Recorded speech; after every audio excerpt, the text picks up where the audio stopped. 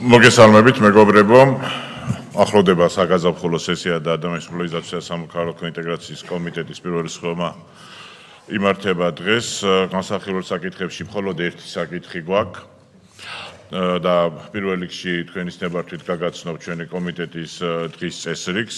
კერძოდ ჩვენ განვიხილავთ საქართველოს პარლამენტის წევრების არჩილ გორდულაძის, თორნიკე ჭეიშვილის, დავით მათიკაშვილის და სხვების მიერ საკანონმდებლო ინიციატივის წესით წარმოდგენილ საქართველოს კანონების პროექტს იურიდიული დახმარების შესახებ, საქართველოს კანონშესრულების შეტანის შესახებ და სხვა თანამდებობ კანონებთან ერთად. ეს არის პაკეტი, რომელსაც ჩვენ განვიხილავთ როგორც სავალდებულო კომიტეტი, მოხსენებელი იქნება საქართველოს პარლამენტის წევრი ბატონი არჩილ გორდულაძე და ბატონო არჩილ, მინდა გთხოვოთ უკვე რომ გაგვაცნოთ, მთლიანად შეგვიძლიათ პაკეტზე ვისაუბროთ, ახალ კომიტეტზე განვიხილავთ და ასევე კომიტეტის წევრებს ხოთ დავამტკიცოთ დღის წესრიგი.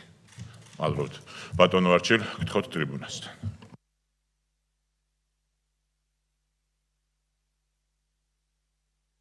მადლობა.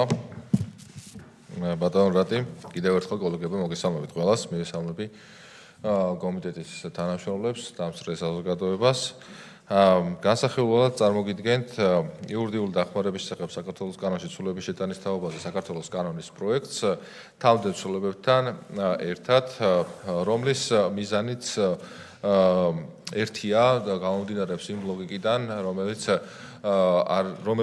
რომელი ლოგიკიდან გამომდინარეც არაერთ კანონში შევიტანეთ ჩვენ ცვლილება როგორც საგაზაფხულო სესიის მიმდინარეობისას, ასევე საშემოდგომო სესიის მიმდინარეობისას და ლოგიკა ერთია, რომ საქართველოს კონსტიტუციის მიხედვით წყობილება სახელმწიფო მოწყობა განსაზღვრულია, არსებობს აღმასრულებელი ხელისუფლება, საკანონმდებლო ხელისუფლება, არსებობს დამოუკიდებელი სასამართლო, არსებობენ ასევე კონსტიტუციური ორგანოები და ნებისმიერი ის დაწესებულება, რომელიც იქმნება ლოგიკა მთლიანად კონსტიტუციისა მდგომარეობს იმაში, რომ უნდა იყოს ან ამ ორგანოების ახალი უფლებამოსილება უნდა გაჩნდეს ან ამ ორგანოებში, ან ამ ორგანოების ქუთქვეშ უნდა შეიქმნას შესაბამისი დაწესებულება. ჩვენ გვაქვს მოცემულობა, რომელიც საქართველოს კანონი იურიდიული დახმარების შესახებ, რომელიც აწესრიგებს საკითხებს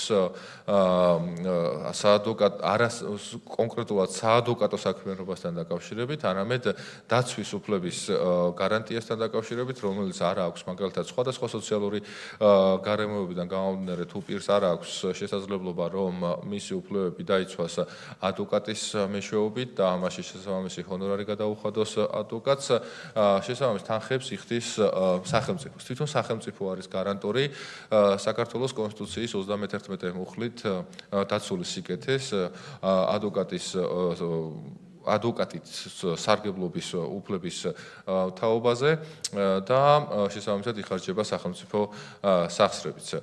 კიდევ ერთხელ აღნიშნული კანონპროექტი საერთოდ არ არეგულირებს ადვოკატის როგორც ასეთი თავისუფალი პროფესიასთან დაკავშირებულ საკითხებს და არ და ვერ იქნება განსაზღვრელი მაგალითად სისხლისამართლის საქმის წარმოების ფარგლებში ადვოკატის, რომელიც ისევ და ისევ დამოუკიდებელია, ისევ და ისევ თავისუფალ პროფესიას წარმოადგენს, მის საქმიანობას და დამოუკიდებლობას არანაირად არ ეხება და არ აწესრიგებს.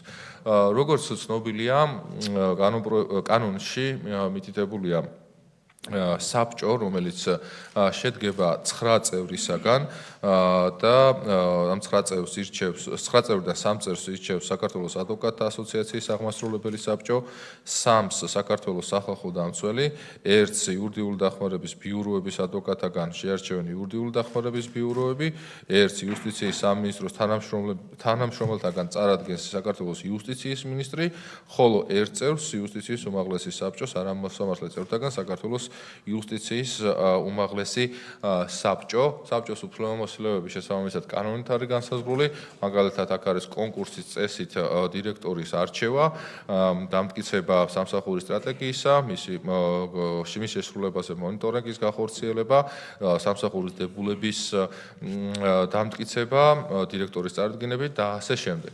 ამავდროულად სამსახური ანგარიშვალდებულია საქართველოს პარლამენტის წინაშე და საქართველოს პარლამენტია უფლებამოსილი კანონით გათვალისწინებულ შემთხვევებში საერთოდ დირექტორის უფლებამოსილების შეწყვეტის საკითხიც კი დააყენოს და შესაბამისი გადაწყვეტილებაც მიიღოს.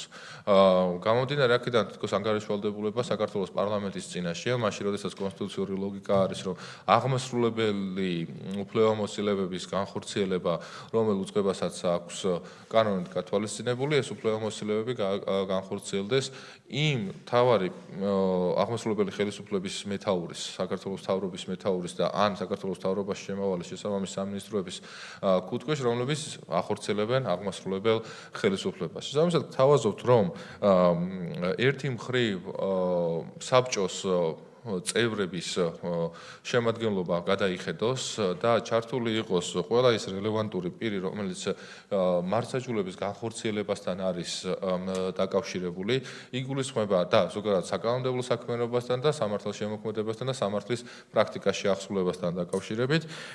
ესენი არიან საქართველოს პარლამენტის ორი კომიტეტის თავმჯდომარე ex officio წევრებად, იგულისხმება იურიდიულ საკითხთა კომიტეტის თავმჯდომარე და ადამიანის უფლებათა დაცვის და სამოქალაქო ინტეგრაციის კომიტეტის თავმჯდომარეები, იუსტიციის უმაღლესი საბჭოს მდივანი, საქართველოს გენერალური პროკურორი, საქართველოს მთავრობის ადმინისტრაციის უფროსი, საქართველოს სახალხო დამცველი და საქართველოს ადვოკატთა ასოციაციის თავმჯდომარე და არა გადანდობის უფლებით, ანუ სხვა პირების წარდგენით, არამედ ex officio, რათა კიდევ უფრო მაღალ რეგისტრში იყოს წარმოდგენილი შესაბამისი უწყებები საბჭოში, ხოლო საბჭოს რაც შეეხება დირექტორის არჩევას, საბჭოს წევრებს ისევე როგორც მაგალითად საპროკურორო საბჭოს აქვს უფლებამოსილება, რომ თითოეულ წევრს აქვს უფლებამოსილება, რომ დააყენოს გენპროკურორობის კანდიდატის კანდიდატი და შესაბამისად მსჯელობა მოხდეს, განხილვა მოხდეს და შემდეგ უკვე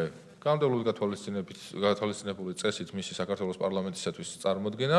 მსგავსი პროცედურა იყოს იურიდიული დახმარების სამსახურის შემთხვევაშიც. საბჭოს წევრებს ჰქონდეს შესაძლებლობა, რომ დააყენონ კანდიდატები, შემდეგ მოხდეს განხილვა და ერთი კანდიდატის წარდგენა საქართველოს პრემიერ-მინისტრისათვის. აქ მთავარი არის, რომ როდესაც სახელმწიფო იხდის ხარჯავს სახელმწიფო ფინანსებს, ამ ფინანსების რაციონალურად კანონის შესაბამისად ხარჯვასთან დაკავშირებით არის პასუხისმგებელი დირექტორი და შესაბამისად, რადგანაც ეს პასუხისმგებლობა დირექტორს გააჩნია, ზოგადად სახელმწიფო სახსრების ხარჯვაზე პასუხისმგებლობა შესაბამისად აღმასრულებელ ხელისუფლებას აქვს მინიჭებული და ამ ლოგიკიდან გამომდინარე შემოთავაზებულია, რომ პირდაპირ იურიდიული სამსახურის ხელმძღვანელი ამ პროცესის და პროცედურის დაცვის შედეგად იყოს დანიშნული საქართველოს პრემიერ-მინისტრის მიერ. ამავდროულად საქართველოს პარლამენტი არ კარგავს თავის საზრდამხედველო ფუნქციებს, მოგეხსენებათ, რომ როგორც კონსტიტუციით, ისე საქართველოს პარლამენტის რეგლამენტის მიხედვით განსაზღვრულია, რომ შესაბამისი მოთხოვნის შემთხვევაში პირი აღმასრულებელი ხელისუფლებიდან ვალდებულია, რომ დაესწროს მაგალითად კომიტეტის სხდომებს ან კომისიის სხდომებს, შესაძლებელია მისი ანგარიში განხილული იყოს საქართველოს პარლამენტის სხდომაზე, შესაბამისი რეკომენდაციები გასცეს საქართველოს პარლამენტმა და სულ რომ ეს საკითხებიც გვერდით გადავდოთ, ზოგადად საქართველოს პარლამენტის წინაშე ანგარიშვალდებული არის აღმასრულებელი ხელისუფლება და კონსტიტუციური კონტროლის მექანიზმები საქართველოს პარლამენტს ისედაც გააჩნია, მათ შორის ის რაც ვიცით, რომ განსაზღვრულია სხვადასხვა ფორმით და სხვადასხვა პროცედურის დაცვით. სულ ეს არის მედიაში წარმოდგენილი ცვლილებების მიზანი და ამავდროულად ჩვენ გვესმის სხვადასხვა პირის განცხადება, რომ თითქოს ადვოკატის საქმიანობა რამენაირად შეიზღუდება, ან მის დაცვის უფლების განხორციელებაში ვინმე ჩაერება. ყველაზე რბილად რომ ვთქვათ, აღნიშნული ინფორმაცია არის არასწორი, არაზუსტი და შეცდომაში შემყვანი.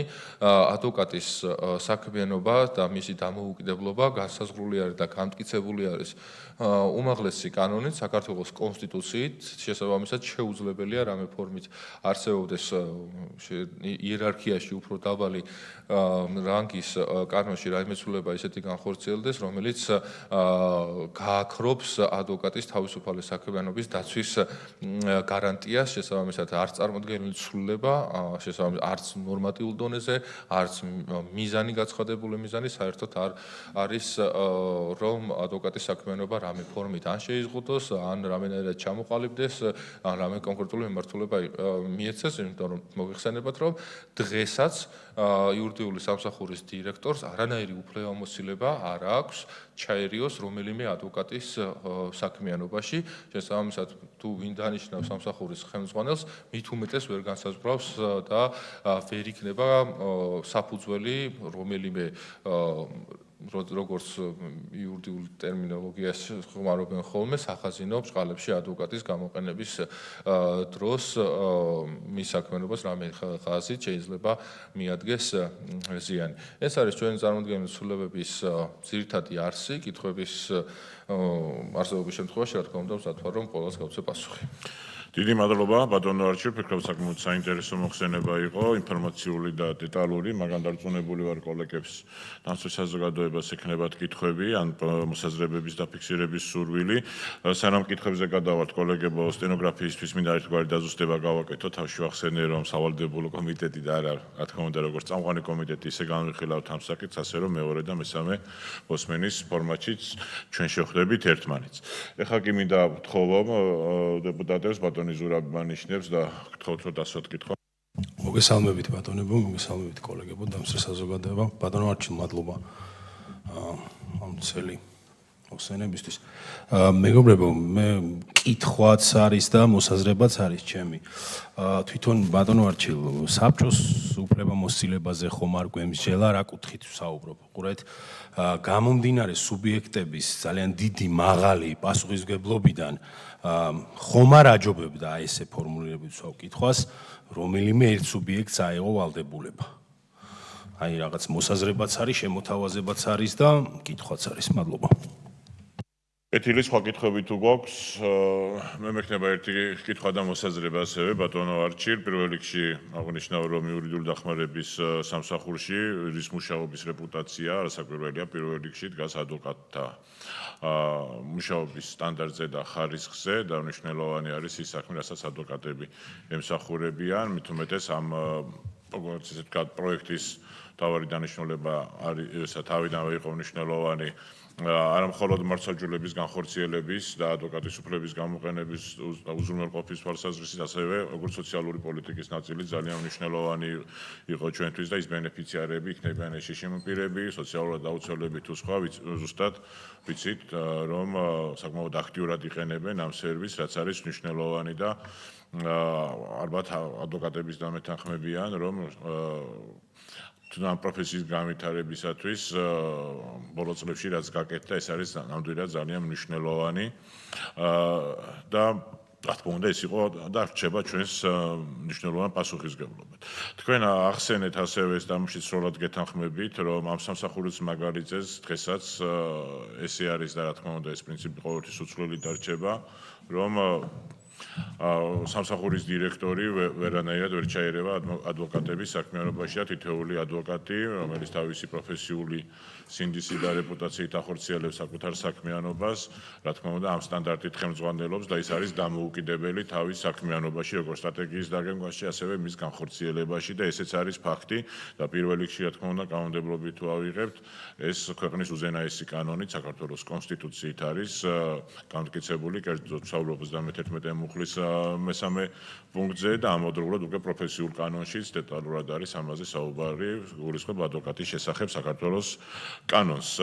ჩემი კითხვა და მოსაზრება, რასაც უკავშირდება, ეს არის ადმინისტრირების ნაწილი, რასაკვირველია და მხოლოდ ადმინისტრირების ნაწილზე მინდა თქვა ზოგადად ის პრინციპი, რომ კონსტიტუციურ სტრუქტურას ჩარჩოს ესადაგება ცალკეული სამსახურების, როგორც ფუნქციონირების, ასევე ადმინისტრირებისა და ანგარიშვალდებულების ეტაპებიც ეს არის სწორი სწორი რასაკვირველია, იმიტომ რომ ჩვენ გვქონდა ბევრი ისეთი საკითხი, სადაც ფაქტობრივად საქართველოს პარლამენტი თუნდაც სხვადასხვა მიმართულებით აღმასრულებელი ხელისუფლების როლშიც კი იჭრებოდა და ეს რა თქმა უნდა სწორია რომ სხვადასხვა სამსახურების მაგალითზე სწორდება და ამ ხრივ სწორი პრაქტიკა არსებობს, მაგრამ ზუსტად იმისთვის რომ ადმინისტრირება სამსახურის იყოს უფრო მარტივი, მოქნილი და ეს საბოლოო ჯამში გააძლიერებს რა თქმა უნდა ერთ-ერთ მთავარ გამოწვევას, რომელიც მართლმსაჯულების მიმართულებით გვაქვს, ეს არის სწრაფი მართლმსაჯულების საკითხი. ჩვენს ქვეყანაში ხომ არ იქნება უპრიანი რომელიმე არა უშუალოდ თქვა და პრემიერ-მინისტრთან, არამედ რომელიმე სამინისტროსთან იყოს ასევე თქვა ინტეგრირებული ადმინისტრაციული მოწესრიგების თვალსაზრისით ეს და პირველ რიგში ამ შემთხვევაში ჩემი მოსაზრება რეკომენდაცია იქნება დღეს ჩვენს ქვეყანაში სახელმწიფოს მხრიდან სერვისების განხორციელების თვალსაზრისით, რა თქმა უნდა, იუსტიციის სამინისტრო არის წამყვანი უწყება, რომელიც აწვდის სერვისებს ჩვენ საზოგადოებას და ამ ხრივ არა მხოლოდ სერვისების განხორციელების მიმართულებით, არამედ სერვისების სწრაფი მიწოდების, სწრაფი ადმინისტრირების თვალსაზრისით ვფიქრობ, რომ იუსტიციის სამინისტროსგან ბევრი სხვა ქვეყნის მსგავს უწყებებსაც არაერთი მაქვს სასწაული და ჩვენ ვიცით, რომ აქტიურად იზიარებენ იმ გამოცდილებას, რომელიც სწორედ სერვისების ხარისხისა და სისწრაფის თვალსაზრისით აქვს საქართველოს იუსტიციის სამინისტროს და ამ ჭრილში ხომ არ იქნება უპრიანი, რომ ესეთი მოდელზეც გვეფიქრა, შეიძლება ეს მეორე მოსმენის დროსაც დაზუსტდეს, მაგრამ ვფიქრობ, რომ მისი როგორც საკითხით გაჟღერება ნამდვილად საინტერესო იქნება მათ შორის მოხსენებლებისთვისაც. ეს არის ჩემი კითხვა და მოსაზრება. სხვა კითხვა და მოსაზრებები თუ გვაქვს კოლეგებო, როგორც ჩანს პარლამენტის ბატონ ალუდას აქვს, გთხოვთ. მადლობა მოგესალმებით. ბატონო არჩილ, ჩვენ ინიციატორები ვართ, ბუნებრივია. თუმცა დისკუსია ყოველთვის კარგი არის და ამ დროსაც მე ვფიქრობ, რომ მით უმეტეს საწყის ეტაპზე ჩვენ ახლა პრინციპების დონეზე ვართ და მსჯელობთ რასაკვირველია და ამას ემსახურება სწორედაც კომიტეტის განხილვის ფორმატი, შემდეგ უკვე სასესიო სტომათა დარბაზში და ასე შემდეგ, ამაზე რომ დრო არ დაგაკარგინოთ კოლეგებს და საზოგადოების გასაგონად მინდა ვთქვა. ხომ არ ვიმსჯელოთ დამატებით, ასევე ხომ არ იქნება უპრიანი რამე თუ შეჯიბრობითობის პრინციპი, როდესაც არის თავარი ქვაკუთხედი დღევანდელი მართლმსაჯულებისა და მე ვიტყოდი, რომ ჩვენმა კოლეგამ როდესაც თქვა სწრაფ მართლმსაჯულებაზე, ამავე დროს იქვე არ უნდა დაგვაუწყდეს სწრაფ მართლმსაჯულებას მოყვება ეფექტური მართლმსაჯულების განხორციელების მთავარი პრინციპი. ამიტომ რადგანაც შეჯიბრობითობა არის მთავარი ქვაკუთხედი, ხომ არ ვიმსჯელოთ დამატებით იმაზე, რომ გასაგებია სრულიად ის, რომ ეგრეთ წოდებული ბორდის ერთი წევრი არის შემოთავაზებული ვარიანტში და გენერალური პროკურორის სახით და არამც მას არ აქვს რაიმე სახის არც გადამწყვეტი ხმის უფლება ან დომინანტი სტატუსი, იქ არის წევრთაგან ერთ-ერთი და რაღაც განსაკუთრებული სხვა მატარებელი, ეს გასაგებია, თუმცა იქიდან გამომდინარე, რომ ერთგვარად რადგანაც პროცესის ასე ვთქვათ ჯებირს მიღმა, როდესაც პაიქრობა არის მხარეებს შორის და მტკიცებულებების ჭიდილი არის, აქ არის სწორედაც ორი მხარე. ეს არის დაცვის მხარე და ეს არის ბრალდების მხარე. ამიტომ ამ განსაკუთრებული ასე ვთქვათ როლის მატარებელი თუ ერთგვარი ამ ფუნქციის მატარებელი არის გენერალური პროკურორი, ყველა სხვა დანარჩენგან განსხვავებით მინდა აღვნიშნო და ესეც საზოგადოებას და არა იურისტებს და განსაკუთრებით არაპრაქტიკოს იურისტებს, იმიტომ რომ ვინც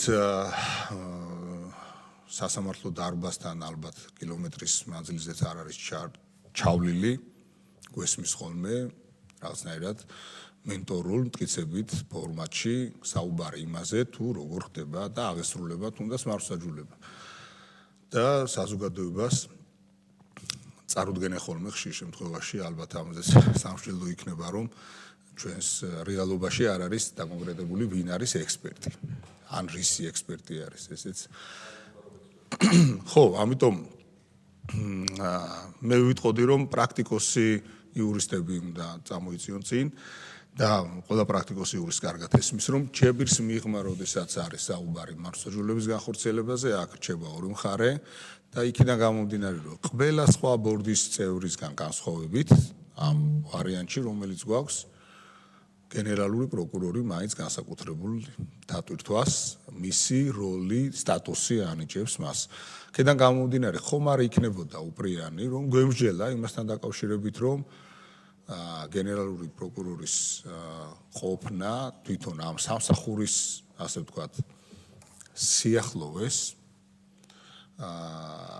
ყოფილიყო ასე ვთქვათ განრიდებული, ამოღებული, დისტანცირებული სწორედაც იმ პრინციპიდან გამომდინარე რომ ის არის ერთ-ერთი უბრალოდ ერთადერთი წევრი რომელიც ამ ფუნქციას ატარებს ყველა სხვა დანარჩენისგან განსხვავებით. ერთი არის არ უნდა აგვერიოს მე მოვისმინე და შემხვდა რბილად რომ თქვათ ისევე ამ რაღაცნაირად ამ ექსპერტების რაღაცე მტკიცებითი ფორმატები რომ თითქოს რაც პოლიტიკის გატარება, მართლმსაჯულების პოლიტიკის გატარება ასე შემდეგ ასე შემდეგ. არანაირი მართლმსაჯულების პოლიტიკა, არანაირი სისხლის ამართლის პოლიტიკის გამტარებელი სიტყვა პოლიტიკა რო ესმით, გასაგებია რომ იქ მოიაზრებენ სხვა ყველა დანარჩენს, ვინც არც ჩემს უკანს ხედან, ჩემთან ხელმარჯვნივ ჩემ კოლეგებს გულისხმობ. გონიათ რომ პოლიტიკოსი, რადგანაც სიტყვა პოლიტიკა არის ასე ვთქვათ თანდართული ერთობლიობაში, კოლერაციაში ქმნის იმას, რომ თუნდაც არ ვიცი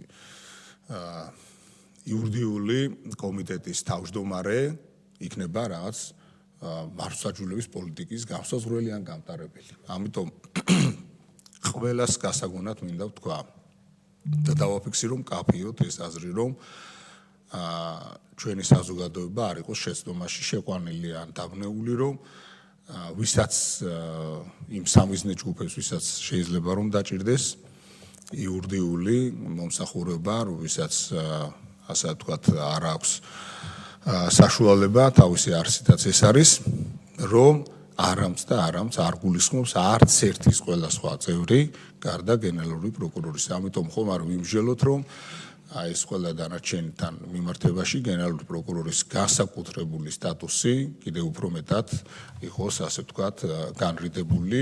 მე მესმის რომ შეიძლება ვიღაცას გაუჩნდეს აზრი იმისა, რომ ერთ-ერთი ინიციატორი გახლავართ და როგორ მანამდე არ იყო მსჯელობა, მაგრამ ჩვენ განსხვავდებით ყველა სხვა არ ვიცი ძალისგან, პოლიტიკური ჯგუფისგან, ერთობისგან, რაღაც მსგავსისგან, სადაც არ არის მსჯელობა, სადაც არ არის ასე ვთქვათ დისკუსია და კიდევ ერთხელ ხაზი მინდა გაუსვა. ჩვენ პრინციპების დონეზე, როდესაც ახლა ვსაუბრობთ, სწორედაც ამ მსჯელობაში, დისკუსიაში იბადება და ჩვენი მიზანიც არის რომ იყოს უკეთესი და უკეთესს მივახციოთ აქედან გამომდინარე და თავარი ქვაკუთხედი როდესაც ვსაუბრობთ სწრაფ მართლმსაჯულებაზე იქვე არ უნდა დაგვაუგზავნოს ეფექტური მართლმსაჯულებაც. ამიტომ ამ ორი მთავარი ფუნქციის გატარება არის ჩვენი მთავარი მიზანი.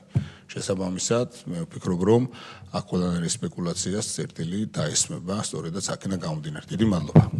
დიდი მადლობა ბატონო ალუდა, ბატონო არჩი, თქვენ როგორც მოხსნებელს მინდა გითხოთ და შეგითანხმოთ, ჩვენ შეგვიძლია უკვე დაგროვილ კითხვებს უპასუხოთ, შეგვიძლია ამოვწუროთ საერთოდ კითხვები და მე ერთიანად უპასუხოთ. ალბათ ჯობია რომ ამოვწუროთ კითხვები. მაშინ ბატონო ირაკლი. ერთიანად უპასუხებ. მოგესალმებით. ძვირფასო მეგობრებო, კოლეგებო, მე მიხარია რომ გვაქვს საშუალება, როგორც ბატონმა ალუდამ აღნიშნა დისკუსიის და მივესალმები კოლეგებს, მიხარია რომ ბევრი ადვოკატი არის დღეს ჩვენი მასპინძელი საკანონმდებლო ორგანოში, მათ შორის მომხსენებელი. მოგესალმებით ადვოკატთა ასოციაციის სახელით. უპირველესად მადლობა ამ ფართო დისკუსიის შესაძლებლობისთვის და ჩვენი ჩართულობისთვის. მე მინდა გაგიზიაროთ ადვოკატთა კორპუსის მოსაზრებები, რა მოსაზრებებიც ამ მოკლე ხანში იქნა უსმენილი ჩვენი ანალიზით და რა თქმა უნდა საბოლოო ჯამში ერთად ვიმსჯელებთ რა ჯობია, როგორ ჯობია ჩვენი მხრიდან პოზიციებს მოგაწვდით, რა თქმა უნდა გადაწყვეტილება საბოლოო ჯამში საკანონმდებლო ორგანოს მისაღებია.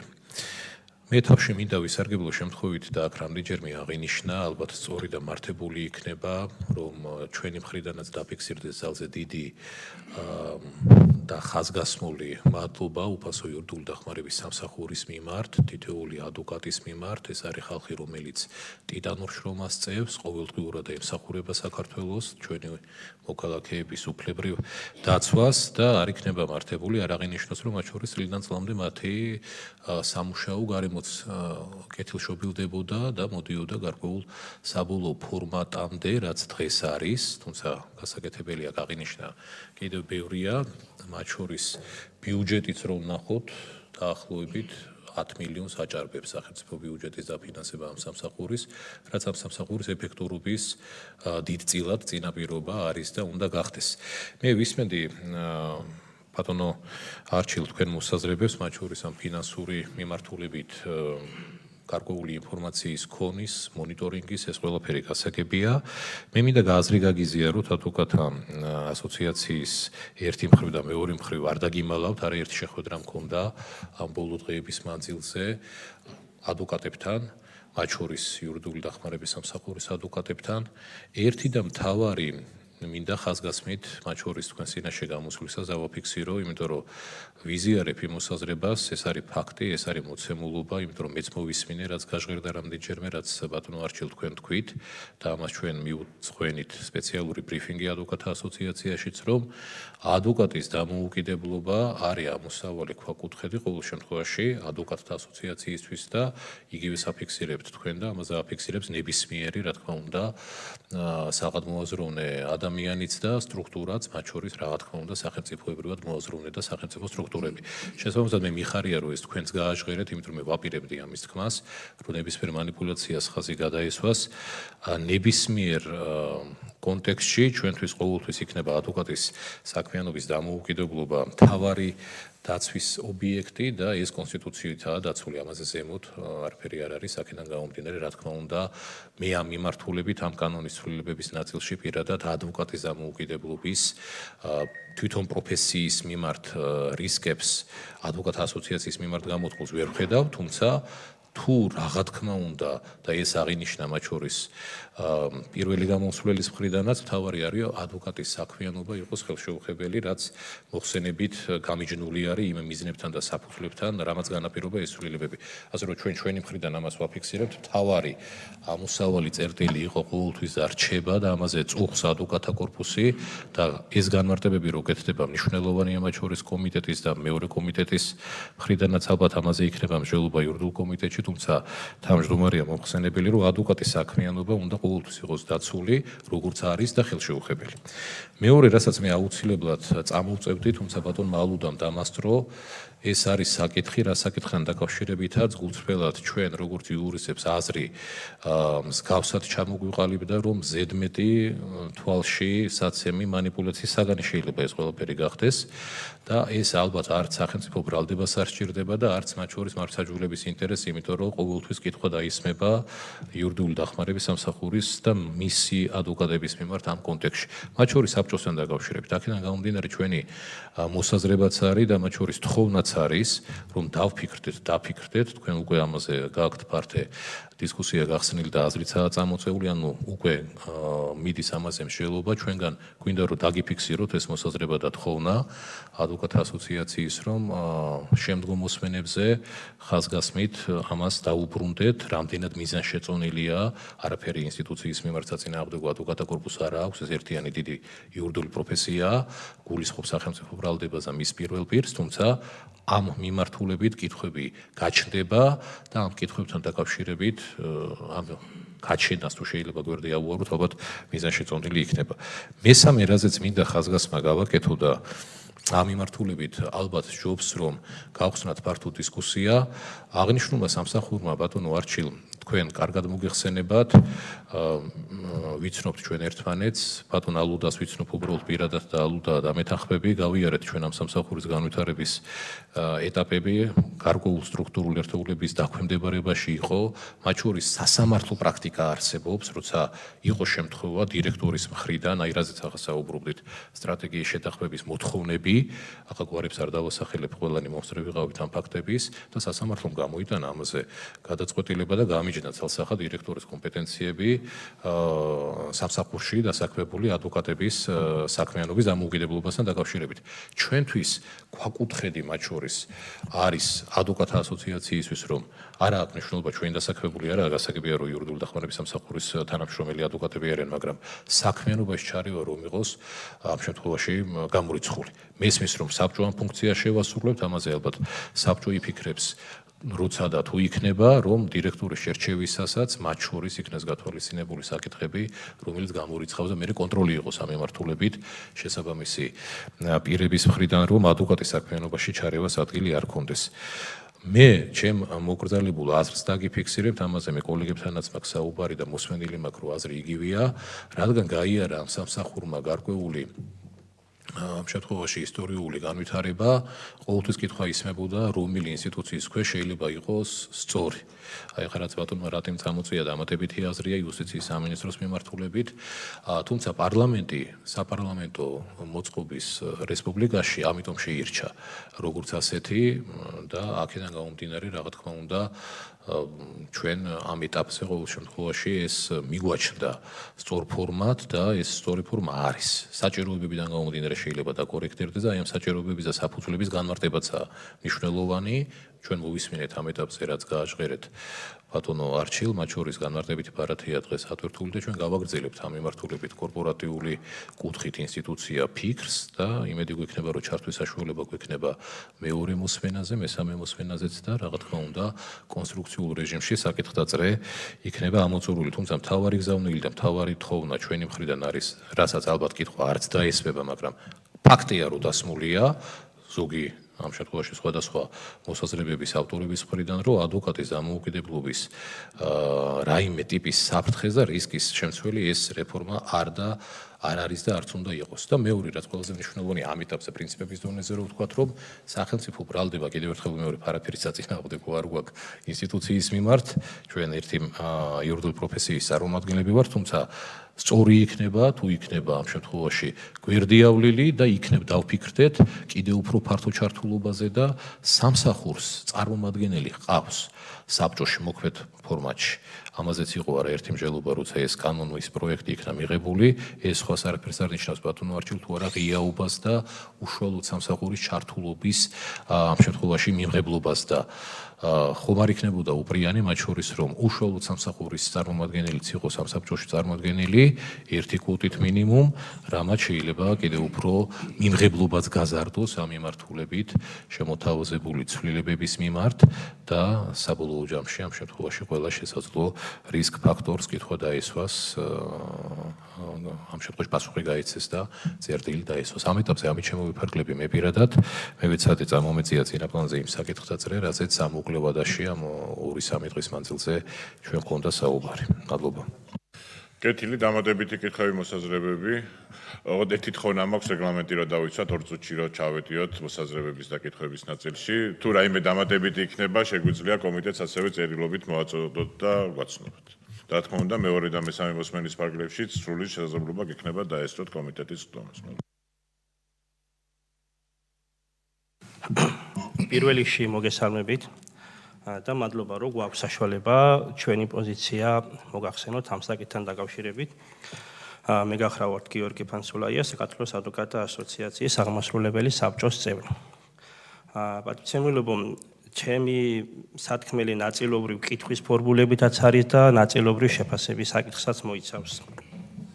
პირველ რიგში მინდა გითხრათ ის, რომ ჩვენ აღნიშნულ პროექტს დეტალურად გავეცანით, სადაც პირველ რიგში ერთ-ერთი პუნქტი არის დირექტორის, ესე ვთქვათ, თუ რა კრიტერიუმებს უნდა აკმაყოფილებდეს დირექტორი, სადაც წერია, რომ დირექტორი უნდა იყოს არანაკლებ 5 წლით იურიდიული საქმიანობის მქონე გამოცდილი პირი.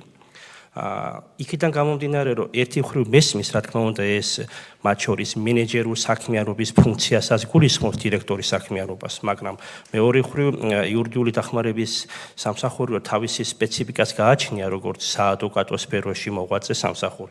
აქედან გამომდინარე, ხო არ იქნებოდა უმჯობესი იყოს არანაკლებ 5 წლით არა იურისტი, არამედ საადვოკატო საქმიანობის გამოცდილების მქონე ადამიანი. რაც უფრო მეტად მისევდა დირექტორს საშუალებას ის პრობლემები, რომელიც შესაძლოა წარმოიშვეს, ის ხედვები, რაც შეიძლება გქონდეს დირექტორს სამომავლო ამ სამსახურის განვითარებისათვის, ესე ვთქვათ, აქედან გამომდინარე, უფრო მეტად ახლო იყოს მისთვის ეს. შესაბამისად, თუ გაზიარებული იქნება ეს პოზიცია, სასიამოვნო იქნება, რომ არა მხოლოდ იურისტი, არამედ იყოს 5 წლის საადვოკატო საქმიანობის გამოცდილი ადამიანი. მეორე საკითხი ბატონმა ალუდამ ნაწილობრივ შეეხო და მე ვეცდები რომ დრო დავზოგო და იგივე არ ვისაუბრო, მინდა ბატონო ალუდა რომ ეს საკითხი რაც თქვენ წამოწიეთ საადვოკატო სფეროში ძალიან ბევრს აწუხებს და ეს ჩათვალეთ რომ ძალიან ბევრი ადვოკატის სათქმელი გააჟღერეთ თქვენ ამ შემთხვევაში, რაზეც ბატონმა ირაკლი მას ისაუბრა ასევე, ვინაიდან ამოსავალი წერტილი არის დიახმარსაჯულებაში ერთ-ერთი ეს არის შეჯიბრობითობა და სადაც შესაძლოა გულისხმობ რაღაც დონეზე ინტერესთა კონფლიქტიც კი შესაძლოა წარმოიშვას. აქედან გამომდინარე, მინდა გითხრათ პატივისცემულობ, რომ ეს საკითხი ნამდვილად აღელვებს ადვოკატთა კორპუსს. მესამე საკითხი, დღეს არსებული საბჭო, რომელიც არის და 9 წევრისაგან კომპლექტება, აქ არის ერთი ადამიანი, რომელიც უშუალოდ არჩეული არის იურიდიული სამსახურის მიერ. მათ შორის ბატონი ზაქროც ეს ადამიანი, რომელიც ყოფილა საბჭოს წევრი და მისთვის შინაური არის ეს საბჭოს საქმიანობის ფუნქციები. ხო, რამდენად სამართლიანი შესაძლოა იყოს, რომ იურიდიული დახმარების სამსახურს არ ყავდეს საერთოდ წარმომადგენელი ამ საბჭოში. და ხო არ იქნებოდა სასურველი, რომ ერთი ადგილი მაინც შენარჩუნდეს, რომელიც ქონდა ამ საბჭოში, ამ სამსახურს. და შესაბამისად აქედან გამომდინარე ვფიქრობ რომ თუ მსგავსი კრიტერიუმები და ბატონი ზაქროსაც აქვს საკითხები მე ვეცდები რომ არ გადავფარო უბრალოდ რამოდენიმე საკითხი შევეხე თუ იქნებოდა ერთი დირექტორთან დაკავშირებით რას ფიქრობთ ბატონო არჩილი და კოლეგებო ასევე ამ საკითხზე რომ დირექტორს ქონდეს არა მხოლოდ იურისტის არამედ საადვოკატო საქმიანობის 5 წლის გამოცდილება მეორე საკითხი რომელიც ეხება ბატონმა ალუდამ წამოჭრეს არის გენერალური პროკურორთან დაკავშირებით და მესამე საკითხი რომ შეუნარჩუნოთ იურიდიული დახმარების სამსახურს ერთი ადამიანი მაინც საკუთარ საბჭოში რომ პირდაპირ საშუალება ქონდეს პირდაპირ გააჟღეროს მისი ხმა. დანარჩენს ბატონი ზაქრო ისაუბრებს ალბათ შემდგომ ვინაიდან ამ საქმეში უშუალოდ ჩართული იყო წლების განმავლობაში. მადლობთ რომ მეცა საშუალება. კეთილი ბატონო ზაქრო მოგესალმებით ბატონო არჩილ, მოგესალმებით ყველას, მადლობა მოწვევისათვის. შევეცდები ძალიან მოკლ დროს ჩავეტიო, რადგან დროს შეზღუდული ვართ. იურიდიული დახმარების სამსახური შეიქმნა 2000 ძალიან კარგი. ცოტას დავამატებაში. იურიდიული დახმარების სამსახური როგორც ვთქვით შეიქმნა 2007 წელს. მე პირადად მუშაობდი იურიდიული დახმარების სამსახურში. 2015 წლამდე ვიყავი საბჭოს წევრი, ბორდის წევრი. მაშინაც და ეხლაც მიამაყება ამ სამსახურის არსებობა, რადგანაც ამ სამსახურმა სახელმწიფოს ჩართულობით და თითოეულმა ადვოკატმა თავისი პროფესიონალიზმით შეძლო, რომ ჩვენს ქვეყანაში არ დარჩა არც ერთი სოციალურად დაუცველი სავალდებულო დაცვის შემთხვევებში და სახელმწიფოს ხარჯზე არც ერთი ადამიანი თანაც ბუნებრივია კვალიფიციურად და შეძლო ამ სამსახურის თითოეულმა თანამშრომელმა თავიანთი ქმედებით დაემტკიცებინათ ის რომ მართლაც პროფესიონალები მუშაობენ და სახელმწიფომ უზრუნველყო სავალდებულო დაცვა და დაცვის გარეშე არც ერთი პირი არ იყო დატოვებული. ამასთანავე ამ სამსახურმა თითოეულ თანამშრომელს მონაწილეობით შეძლო რომ დღეს აღარ არსებობს ტერმინი სახაზინო ადვოკატი და ის ჩანაცვლა საზოგადოებრივი ადვოკატი, ეს ძალიან მნიშვნელოვანია. სტრუქტურულად ვფიქრობ ამ ეტაპზე ძალიან გამართულია და ეფექტურია სამსახურის საქმიანობა, თითოეული ადვოკატის ჩართულობა, ეფექტურობა, ერთ-ერთი რაც არის პრობლემა ამ სამსახურში ვფიქრობ არის ზედმეტად დატვირთულობა ადვოკატების და ვფიქრობ ეს წლების განმავლობაში არსებობს და ამ ხრივაც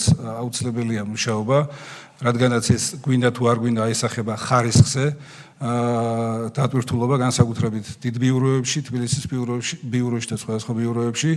იყო პერიოდი 2009-დან 2014 წლამდე, რომ აღნიშნული სამსახური დაექვემდებარა საჭირო ახსოვების პრობაციის და იურიდიული დახმარების სამსახურად იქნა შექმნილი და იყო აქ რისკები და გულწრფელად გეტყვით, მაგრამ წინა პერიოდს არ მინდა არ შევადარე ბუნებრივი და იყო ცალკეული სახის რისკები, მე არ ვამბობ, რომ ამ შემთხვევაში იქნება რაიმე სახის რისკები და მე იმედი მაქვს ბოლომდე რომ დაცული იქნება ადვოკატის დამოუკიდებლობა, ამ პროფესიის დამოუკიდებლობა, არ აქვს მნიშვნელობა საზოგადოებრივი ადვოკატი იქნება თუ კერძო ადვოკატი.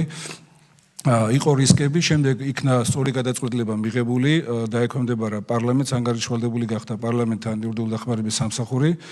კონკურენციის წესით, კონკურსის წესით ინიშნებოდა და ინიშნება აქამდე თავმჯდომარე და რაზეც ჩემი კოლეგები საუბრობდნენ, ძალიან მოკლედ ვიტყვი, რომ მე პირადად როდესაც ვიყავი 1 წლის განმავლობაში ბორდის წევრი, საბჭოს წევრი და არჩეული ვიყავი ადვოკატების მხრიდან, ყოველდღიურ რეჟიმში მიმქონდა ის პრობლემები საბჭოში და ძალიან ეფექტური იყო, რაც აწუხებდა ადვოკატებს. ეს ძალიან მნიშვნელოვანია. ერთის მხრივ მე არ გავაგრძელებ და აღარ შევეხები იმ ინტერესთან კონფლიქტს, რაც გენერალურ პროკურორთან დაკავშირებით იყო ნახსენები და ვეთანხმები ჩემს კოლეგებს, მაგრამ მეორეს მხრივ მაქვს ბუნებრივია მოსაზრებაც, თხოვნაც, რომ დარჩეს, ასე რომ ვთქვათ, ერთი წევრი მაინც იურიდიული დახმარების სამსახურიდან, არჩეული ადვოკატი, მოქმედი ადვოკატი, რათა მათ ყოველდღიურად ყველაზე კარგად წარადგინონ საბჭოში იმ პრობლემის შესახებ, ბუნებრივია, რაც შესაძლოა არსებობდეს და არსებობს ამ ეტაპზე.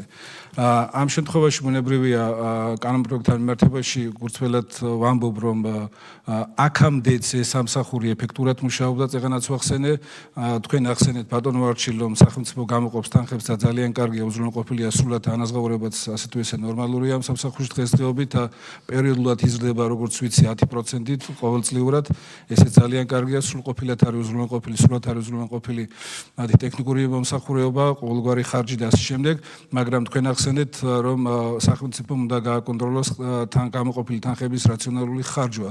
მე არ ვიცი თუ არის რაიმე პრეცედენტი, რაიმე კითხვები, რაიმე პრობლემები ამასთან დაკავშირებით და თუ ეს არის мотиваცია ძირითადი და მთავარი ამ ცვლილებების, სიამოვნებით მოვისმენ თქვენგან, რადგანაც მიმაჩნია, რომ ეს პრობლემა დღესდღეობით არ არსებობს.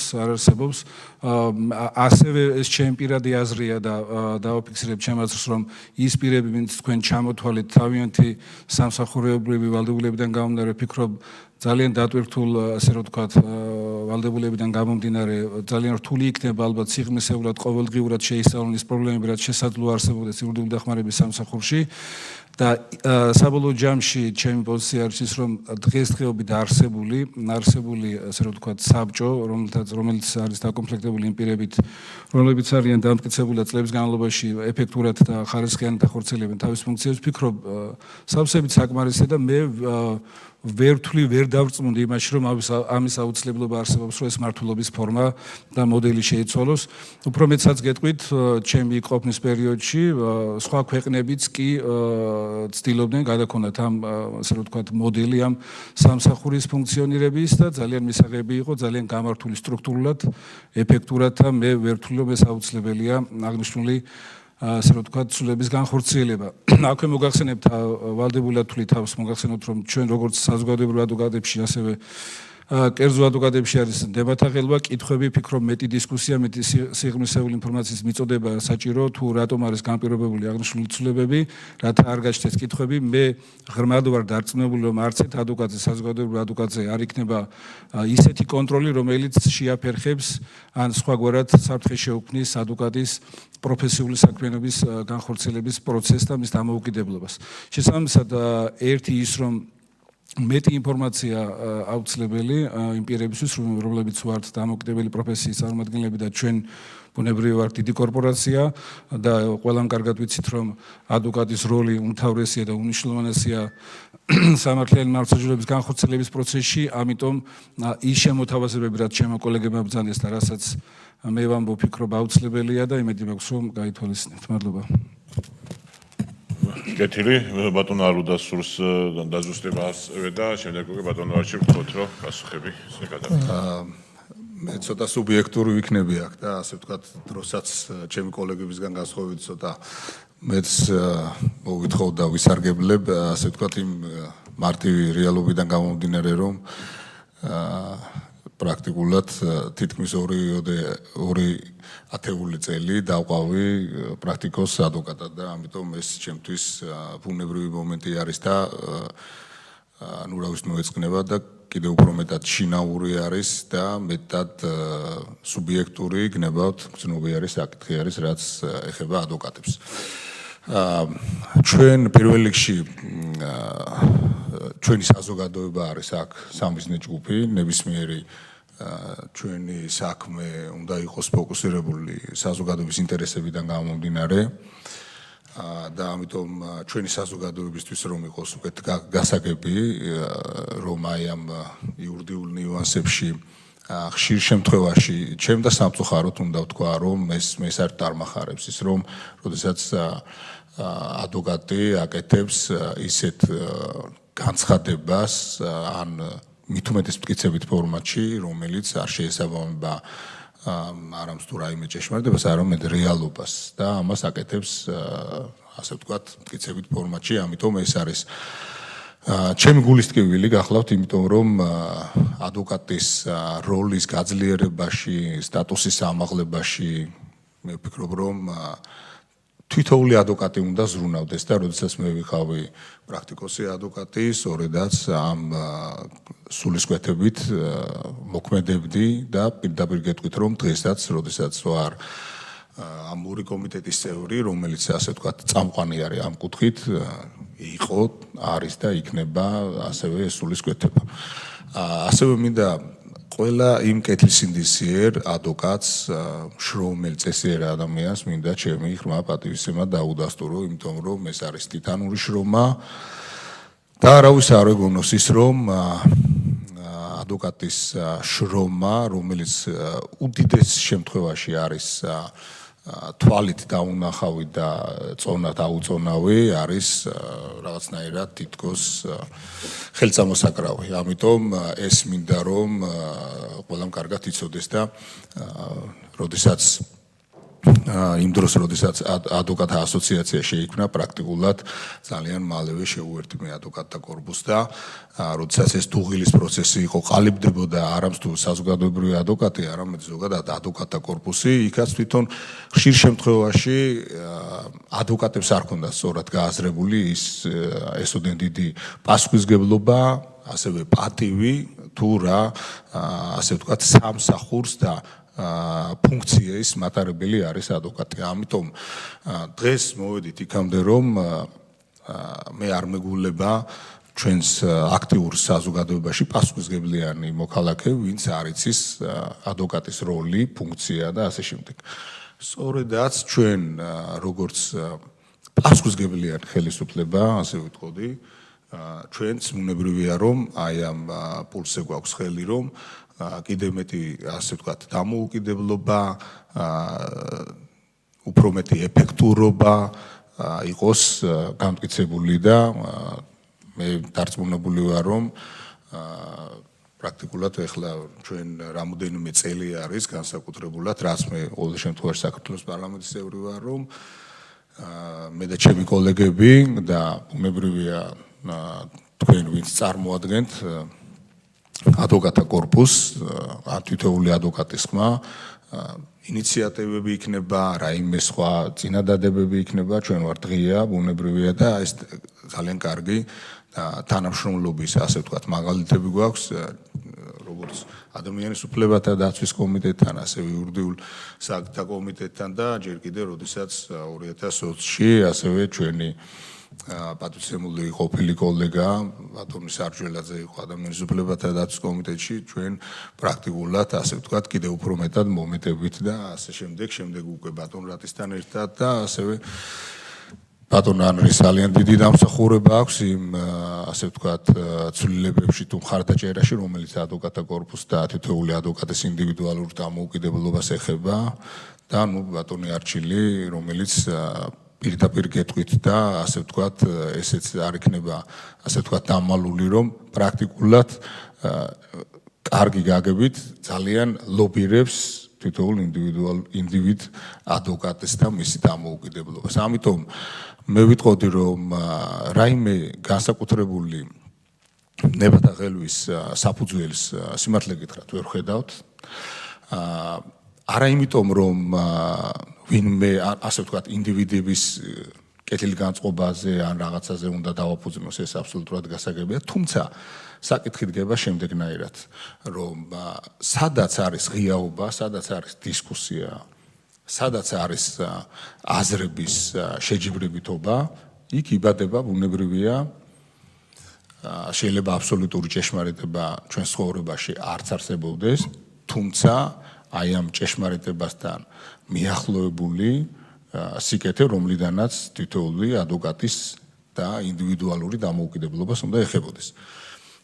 ამიტომ მეცაც გეტყვით ადვოკატთა ასე ვთქვათ ეთიკის კოდექსი თქვენ დარწმუნებული ხართ, რომ ყველა ადვოკატისთვის არის ასე ვთქვათ გზამკვლევი, ეგრეთ წოდებული ვიტყვი ამას, რომ უდმები, რომ მისი დასკვნები და ასე ვთქვათ პრაქტიკა იყოს დახვეწილი. თუ ამას ჩავხედავთ, ეს ჩემი კოლეგების გასაგონად მინდა ვთქვა, აი ეს რომ მაგალითად შემოეთავაზებინა პირობითად რომელიმე ხელისუფლებას არ აქვს მნიშვნელობა, ზოგადად ხელისუფლებას. მე დარწმუნებული ვარ, რომ ყველა ადვოკატი, უკლებლივ ყველა ადვოკატი იტყოდა, რომ ეს არის აბსოლუტურად კაბალური და დასჯაზე ორიენტირებული და ასე შემდეგ, ასე შემდეგ. ხო? თუმცა ეს არის გზამკვლევი იმისა, რომ ინსტიტუციურად შიგნიდან გაჯასახდეს ეს პროცესი. ასე არის გაგებული და ეს არის ამისი არსი. ახლა როდესაც ჩვენ საუბრობთ იმაზე, რომ და გვესმის კიდევ ერთხელ რბილად მინდა ვთქვა ის, რომ ადამიანები, რომლებსაც დარწმუნებული ვარ, რომ ძალიან კარგად ესმის, რომ ადვოკატის ინდივიდუალური დამოუკიდებლობა როგორ შეიძლება იყოს ამა თუ იმ ფორმით და გნებავთ მით უმეტეს წარმოდგენილი ცვლილებებით და რომელზეც დღეს მსჯელობა მიდის, რომ როგორ შეიძლება კიდევ უფრო უკეთესი გახდეს და აქ თავარი მიზანი არის, რომ სისწრაფესთან ერთად იყოს ეფექტური გადაწყვეტილებებში და ამაზეც გეტყვით, როგორ შეიძლება იყოს აი ეს ან ჩდილს და ჰიპოთეტურად მაინც აყენებდეს, არ ვიცი, რაღაც რისკებს იმასთან დაკავშირებით, რომ ინდივიდუალური ადვოკატი იქნება რაიმე სახის შებოჭილი ან მის ზურგს უკან რაიმე სახის რისკი იქნება, ეს ჩემთვის არის წარმოუდგენელი გულწრფელად მინდა ვთქვა. თუ ასეთი არსებობს, აგერ საჯაროდ ღიად ვიძახი, რომ ექნება ეს იყოს წინწამოწეული და არგუმენტირებულად გააზრებული. რაც შეეხება გენერალურ პროკურორთან დაკავშირებით, კიდე გეტყვით, ნახეთ, ზოგადად ჩვენ იურისტებმა ხო ძალიან კარგად ვიცით, რომ როდესაც ორი იურისტი არის, იქ იმ ცნობილი ნათქვამის არ იყოს, იქ სამი აზრი არის, ხომ ასეა. მაგრამ ნახეთ, მედალს აქვს ორი მხარე ყოველთვის, ხო? ამიტომ ესე არ გვინდა წარმოჩინდეს, რომ თუმცა ჩემი აზრი და ეს ღიად აგერ კოლეგებთან ერთად ეს გავაშღერეთ და თქვენ ნახავთ, რომ ამაზე მსჯელობა სწორედაც პრინციპების დონეზევე დავიწყეთ, რომ იქნებ გადაიხედოს, იმიტომ რომ გენერალურ პროკურორთან დაკავშირებით, რომ ჰიპოთეტურად ასე ვთქვათ, ჩრდილი არ მიადგეს. სხვა შემთხვევაში აქ პრაქტიკული რისკი ბუნებრივია ვერ იარსებებს. მაგრამ აი ის ჩრდილიც არ გვინდა რომ არსებობდეს და ამიტომ ვახსენე ეს საკითხი. თუმცა ნახეთ, მეორე საკითხი არის, ჩვენ არ გვინდა ისე გავიგოთ, რომ ახლა თუ მსჯელობთ, როდესაც ინიციატორები ვიყავით, მაშინ რატო არ ვმსჯელეთ. ამას აქვს მეორე მხარე. ნახეთ, როდესაც ბორდზე არის საუბარი, ამ დროს განსაკუთრებულად, როდესაც საკითხი ხდება ბორდის განსახილველი საკითხები, ხომ ჩვენ არ განგვიხილია და ჩვენ არ განგვისაზღვროს კონკრეტულად, ხომ? ამ კომუნიკაციის დროს ისეთი საკითხები, რომელიც შეიძლება რომ სხვა შემთხვევაში არ არსებულიყო, იქნებ ეს საკითხიც ყოფილიყო, რომ ამათ უფრო მეტი კომუნიკაცია ქონოდა ვერბალური. თუმცა, როდესაც სასწორის სპინაზე დავდებთ ამას, თუ არის ის, რომ ამას ჩრდილი უნდა მიადგეს, რა თქმა უნდა, ეს აზრი იქნება შეწონილი და ბუნებრივია გადაწყვეტილება იქნება, კიდევ ერთხელ ვიძახი, სამართლიანი. ამიტომ ესე არ მინდა გავიგოთ, რომ რაღაცნაირად აბა თუ ასე იყო, მაშინ ეხა როგორ არის და ასე შემდეგ. ყოველთვის აქვს ნებისმიერ აზრს საპირისპირო აზრი, რომელიც უნდა მოვისმინოთ და თუ რა არის ჭეშმარიტებასთან მიახლოებული. აი ეს არის სწორედაც განხილვები, თქვენ გექნებათ საშუალება და მისასალმებელი არის, რომ ესე აქტიურად ხარ ჩართულები.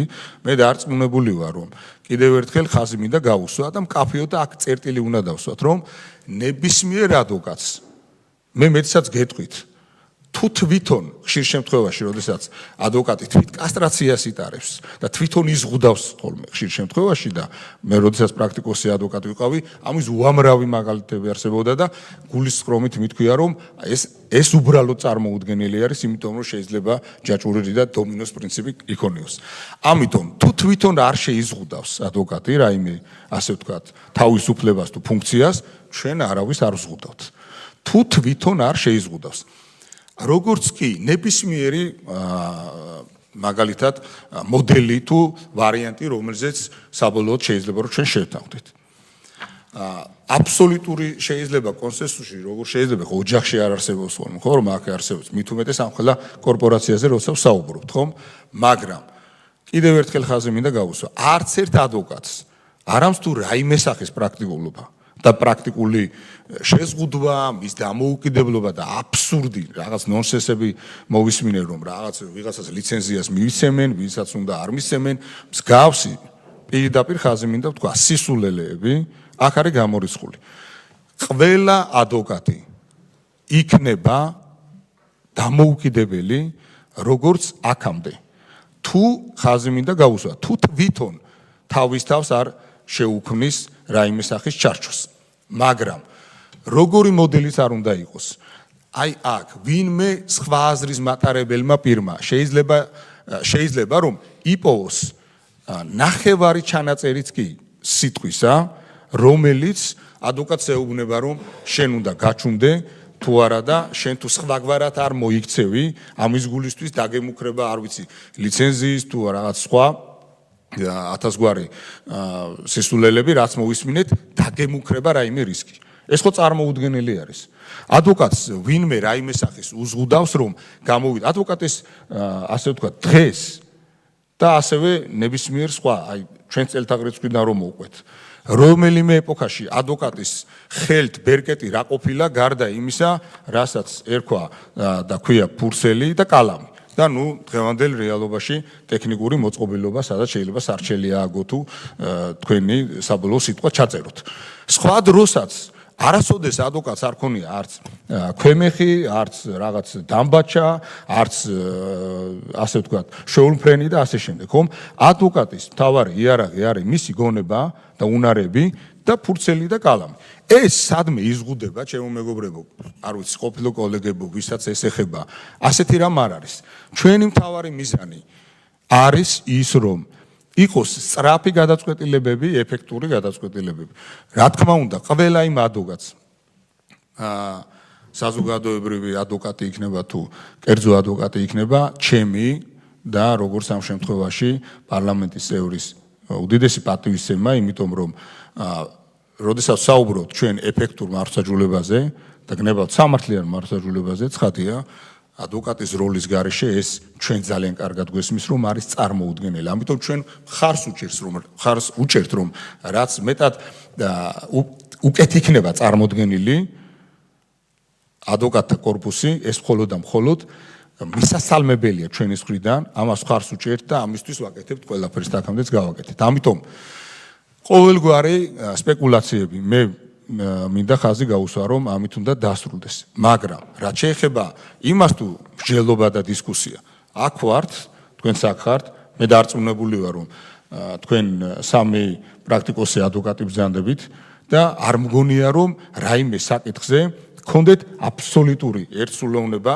და ერთი შეხედულება. ეს ხო წარმოუდგენელი არის, ხომ? იგივენაირად არის. ამიტომ თავარი არის რომ ჩვენ ამისთვის დისკუსია გვაქვს გახსნილი, თქვენ აქ ხართ, ჩვენ აქ ვжелობთ და საბოლოო ჯამში ჩვენ ერთად აი ეს მსჯელობით, ღია დისკუსიით, ჯანსაღი პროცესების წარმართვით მივალთ იქამდე რომ იყოს თავარი რომ იმ ადვოკატს რომელიც წარმოადგენს პირს ვისაც ან კონკრეტული მუხლიდან გამომდინარე თუ კვალიფიკაციიდან გამომდინარე სავალდებულოდ ესაჭიროება ადვოკატი იყოს პროფესიონალურად და გამართულად და დროულად წარმოდგენილი და ყველაზე მთავარი ვისაც ეს ფინანსური მდგომარეობიდან გამომდინარე არ შეუძლია რომ აიყვანოს ადვოკატი იყოს ადვოკატის წარმოდგენილი და ბოლოს რეზიუმე სახის ჩვენი მთავარი მიზანი არის რომ ყოველგვარი ზედმეტი დაბრკოლებების გარეშე და კიდევ ერთი არავის არ აქვს არც ილუზია, რომ დღეს რო რაღაცას ჩვენ მივიღებთ, ეს იქნება აბსოლუტური ჭეშმარიტება და ხვალ შეიძლება რომ ჩვენ არ უნდა. ეს არის დინამიური პროცესი, რაც თქვენ ბრძანეთ და ეს ისტორია მაგას გვახსენებს, როდესაც მე ადვოკატი, როდესაც გავხდი, მაშინ იყო, არ მახსოვს რო არ შევცდე, რამდენი იყო, მაგრამ ძალიან წირი იყო, ვინც მაგალითად ჩვენ ვიღებდით მონაწილეობას, შემდეგ უკვე ამას გამოიწერებოდა ეს და მე ჩაერიცხებოდა სახელმწიფო. ანუ სახაზინო, ანუ რადგანაც ხაზინიდან ხდებოდა ანაზღაურება თვის ბოლოს, დიახ, ამიტომ ეს განაპირობებდა და ეს სახელი მოდიოდა ამაზე და მეცაც გეტყვით. და ასევე საზოგადოების გასაგონად მინდა ვთქვა, რომ როდესაც იურიდიული სამსახური იქმნებოდა, აქაც იყო შფოთვები იმასთან დაკავშირებით, რომ ეს ხომ არ რაღაცნაირად განაპირობებდა იმას, რომ ესენი იქნებოდნენ სხვა ადვოკატები ჭყალებში, ანუ რომელიც წარმოადგენდა ხელისუფლებას იქნება თუ ასე ვთქვათ პროკურატურის ინტერესს და ჩვენ ვიქნებით ცალკე. და იყოს ისევ სახაზინო ადვოკატი, მაგრამ პრაქტიკამ ხო გვანახა, რომ ეს აბსოლუტური ნონსენსი არის, აბსოლუტური ასე ვთქვათ წყლის ნაყვა იყო და ასე ვთქვათ ტყუილა შფოთვები იყო, მეტიც განვითარებამ ამ სამსახურისა მოგვიყვანა იმ სიმაღლეზე, რომ დღეს შეგვიძლია თამამად ვთქვათ, რომ ძალიან დიდ და კარგ საქმეს აკეთებენ ეს ადამიანები. ჩვენი მიზანი არის, რომ კიდევ უფრო მეტად პრაქტიკული, მოქნილი და ეფექტური გავხადოთ. ცოტა გამეგზელდა, მაგრამ ბუნებრივია, რომ მე ვერ ვიქნებოდი ამ შემთხვევაში გულგრილი ამ საკითხებთან მიმართებაში. აქედან გამომდინარე, მადლობა ყურადღებისთვის, გნებავთ მოსმენისთვის და წარმატებები ჩვენს და თქვენს საერთო ბიზნესთვის. დიდი მადლობა. კეთილი, დიდი მადლობა ბატონ ხალხო და შევეცდები რომ გავცე ყველა კითხვის პასუხი. ძირითადად მსგავს საკითხები იყო და შევეცდები რომ სხვა ადამიანის კითხვა გავაერთიანო, უბრალოდ ეს უპატივცემლობა შერჩა უმართვად. პირველ რიგში რაც შეეხება ადვოკატის თავისუფალ პროფესიას, რა და ადვოკატის ხსენება არ იყო საქართველოს კონსტიტუციაში, რომ არა 2017 წლის საკონსტიტუციო რეფორმა. პირდაპირ კონსტიტუციის დონეზე გარანტირებული იქნა ადვოკატის საქმიანობაში ჩაურევლობა და პირდაპირ ხელშეუვალი არის ნებისმიერი ადვოკატი თავის საქმიანობაში და ესეც დიახ ვამაყობთ იმით, რომ ჩვენი გუნდის ინიციატივით, გადაწყვეტილებით აისახა 31 მუხლში, კონსტიტუციის 31 მუხლში ეს გარანტიები. და შესაბამისად შეუძლებელია, რომ ვინმე ჩაერიოს რომელიმე ადვოკატის საქმიანობაში, მაგრამ თუ ვინმე გაბედავს და ჩაერევა, სისხლის სამართლის პასუხისმგებლობას იწვევს. ეს მოქმედი სისხლის სამართლის ნორმა არის 64 და 65 მუხლებია, თუ მუქარასაც შეიცავს უკვე და ამავდროულად შეიძლება სხვა დანაშაული იყოს. მაგალითად ეს დირექტორის მიერ რაღაცა ჩარევის მცდელობა შეიძლება სისხლის სამართლის სპეციალისტები უკვე დამეხმარებიან კვალიფიკაცია, შეიძლება იყოს თანამდებობის ბორდად გამოყენება, ხო, და რა ვიცი, ბევრი სხვა საკითხი შეიძლება იყოს, შეიძლება რა ვიცი, საერთოდ თუ თანხა აქვს აღებული და ამაში იყენებს ეგ საერთოდ კიდე ზეგავლენით ვაჭრობა თუ ქრამის აღება იყოს და შეიძლება ვიდაოდ კიდევ ამასთან დაკავშირებით რა კვალიფიკაცია, მოკლედ რო არ შევიდეთ დიდ იურიდიულ კაზუისტიკაში, ჩვენ დირექტორის უფლებამოსილებას არ ვცვლით. არ ვიხებით ზოგადად დირექტორის უფლებამოსილებებს. რაც კანონით განსაზღვრულია უფლებამოსილებები, ეს უფლებამოსილებები რჩება. შესაბამისად, მოდი ვიჩვენოთ იმაზე, რომ თუ ადამიანს უფლებამოსილება არ აქვს და ზეგავლენის განხორციელება არ შეუძლია და თუ მაინც გადაწყვეტს და ზეგავლენას მოახდეს, ეს სისხლის სამართლის დანაშაული იქნება შესაბამისი პროცედურით და პროცესით, პასუხისმგებაში მიეცემა მაშინ სად არის პრობლემა? სად არის პრობლემა და რანაირად შეიძლება დავსვათ კითხვა, რომ თუ მაგალითად საბჭო არ აირჩევს და თქვათ დანიშნავს წარმომადგენელი ცვლილების მიხედვით პრემიერ-მინისტრი, ეს ერთი კონკრეტული ადვოკატის დამოუკიდებლობას საფრთხეს შეუქმნის. ამ ლოგიკით მაშინ შეიძლება ნებისმიერმა პირმა ნებისმიერ პირის შესახებ არსებობდეს ისეთი რისკი, რომ შეიძლება ადვოკატის თავისუფალ საქმიანობას ჩაერიოს. კი, შეიძლება არსებობდეს ასეთი რისკი და ამიტომაც არის სისხლის სამართლის კოდექსში შესაბამისი მუხლები, რომელიც ამ ყველაფერს ასკვნს. და თუ მაინც ჩადენილი იქნება პასუხისმგებლობის ზომას ადგენს. ასე რომ ადვოკატის თავისუფალ პროფესიაში და თავისუფალ საქმიანობაში, ის დამოუკიდებლობაში ჩარევის თეორიული რისკიც მინიმუმამდეა დაყვანილი. მით უმეტეს ესულებები საერთოდ არ ქმნის ასეთ რისკის არანაირ საშიშროებასაც კი.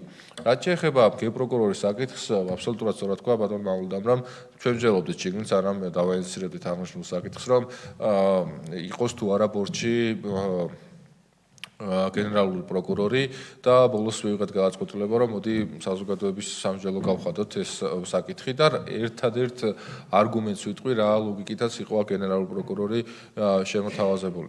მოგეხსენებათ, რომ გენერალური პროკურორის და ზოგადად საქართველოს პროკურატურის უმთავრესი ფუნქცია, მათ შორის კონსტიტუციით გარანტირებული და გამყარებული, ეს არის სახელმწიფო ბრალდებლის ფუნქცია.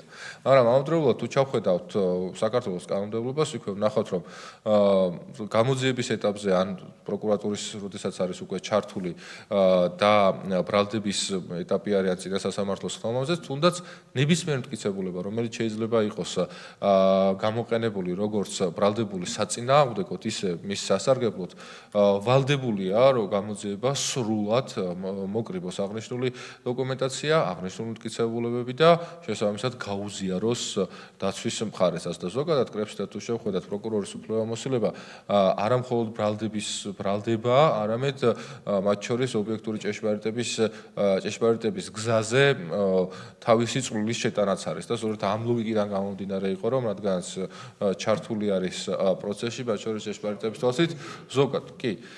თუ თავხდებით იმაზე, რომ არანაირი კუთხით არ გვაქვს მიზანი, რომ რამენაირად რაიმე ჭრილი მიადგეს და ეს არის ზუსტად ჩვენი მიზანი, ზუსტად იგივენაირად ჩართული არის მაგალითად იუსტიციის უმაღლეს საბჭოს მდივანზეც არის. ხო, ვიღაცამ შეიძლება ისიც თქვას, რომ გამომდინარე იქიდან, რომ საბჭო წარმართავს სასამართლოსთან დაკავშირებულ საკითხებს, შესაძლებელია მასაც კონდეს ინტერესი და გარკვეული კუთხით ინტერესი და კონფლიქტი, რასაც რა ლოგიკაშიც ვერ დავეთანხმებოდი. კი ბატონო, ჩვენ შეგვიძლია მივჭროთ იმაზე და თქვათ, რომ არ არის გენერალური აუდიტორი, უკასრავად გენერალური პროკურორის დიდი პატივისცემით ყველასთან, მაგრამ კონკრეტულად ამ ინსტიტუციის წარმომადგენელი არ უნდა იყოს საბჭოში. შეიძლება გავიზიაროთ ეს პოზიცია, მაგრამ ის ნაწილი, რომ მაგალითად რასაც ბალტონი ბრძანებდა, რომ ბევრი ინსინუაცია მოვისმინეთ, მაგალითად, რა ვიცი, ლიცენზიებთან დაკავშირებით, ადვოკატის ლიცენზიასთან დაკავშირებით, რომ ვისაც უნდათ მისცემენ, ვისაც უნდათ არ მისცემენ. თქვენ არ გულისხმობთ, თქვენგან არ ყოფილა, არა, ზოგადად. ხო, ყოფილა, შემიძლია გითხრათ მაგალითების დონეზეც კი. მაგრამ ერთი რამე არის, რომ ლიცენზიის გაცემა საერთოდ არაფერ შუაში არ არის იურიდიული დახმარების სამსახურთან. აი ეს უკვე ადვოკატა თქვენი კომპეტენცია და თქვენს იურისდიქციაში არის კანონით გათვალისწინებული წესით. ბევრი მოვისმინეთ, მათ შორის ისეთი მტკიცებაც, რომ აქ დაინიშნება ისეთი პირი, რომელიც და ის რისკი, რასაც ამბობდა ბატონი ირაკლი, რომ ჩაირევა კონკრეტული პირის ადვოკატის საქმიანობაში. თუ ეს რისკი არსებობს, მაშინ საბჭოს მომხრე წევრები რო აირჩევენ და ამ არჩეულმა პირმა რომ გადაწყვიტოს, რომ რომელიმე ადვოკატის საქმიანობაში ჩაერიოს, ამას რა ასწრებს? დაასწრებს ის, რასაც ჩვენ შემოთავაზებულ ვერსიაში საზღვებს, ազღავს კანონი, კონსტიტუცია, სისხლის სამართლის კოდექსი. და ჩვენი მიზანი რა არის? ჩვენი მიზანი არის ზუსტად ის, რომ ყველა პირს კონდეს შესაძლებლობა მიუხედავად იმისა, მას აქვს თუ არა მატერიალური შესაძლებლობები ისარგებლოს ადვოკატის უფლებით. და ადვოკატის უფლებით სარგებლობაში ამაში სახელმწიფო თავის ახსრებს ხარჯავს.